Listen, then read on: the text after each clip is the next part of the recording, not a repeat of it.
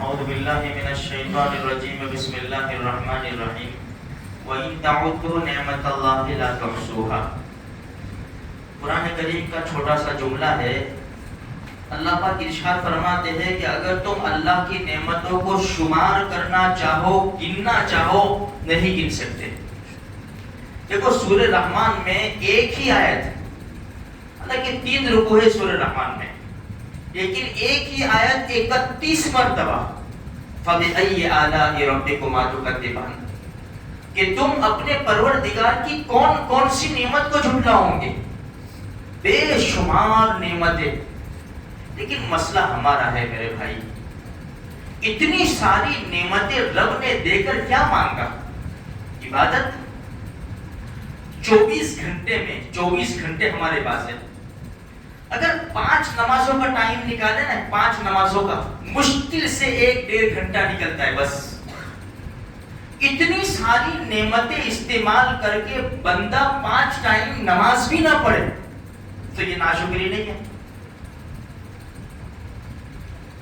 سورج چمکایا، کوئی بل نہیں مانگا، چاند نے اپنی چاندنی نچھاور کی، کوئی بل نہیں مانگا، ہوا کا کوئی بل نہیں، پانی کا کوئی بل نہیں، بے شمار ہزاروں نہیں کروڑوں بے زبان جانور روزانہ انسانوں کے لیے ذبح ہوتے ہیں۔ اللہ نے کیا نظام انسانوں کے لیے کیا ہے، لیکن ہماری زبان کے اوپر شکر نہیں ہے۔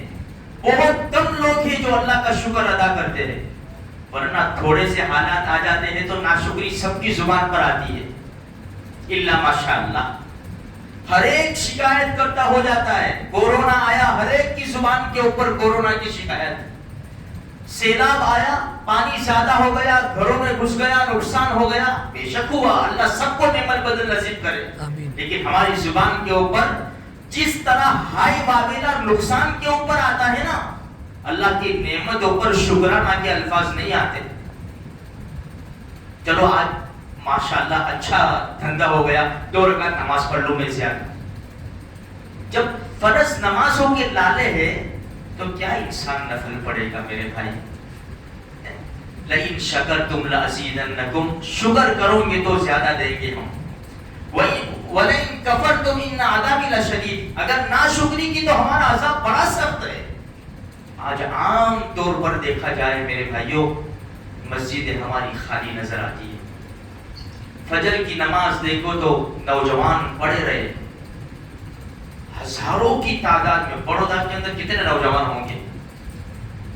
مسجدیں نوجوانوں سے خالی ہے، بوڑھے لوگ آ جاتے ہیں، اجمیروں میں لوگ آ جاتے ہیں، کچھ گنے چنے نوجوان آ جاتے ہیں، 2-3 سب فجر کی نماز میں ہو جاتی ہے، باقی پوری مسجدیں خالی رہتی ہیں، پورے محلے کے نوجوان سو رہے ہیں۔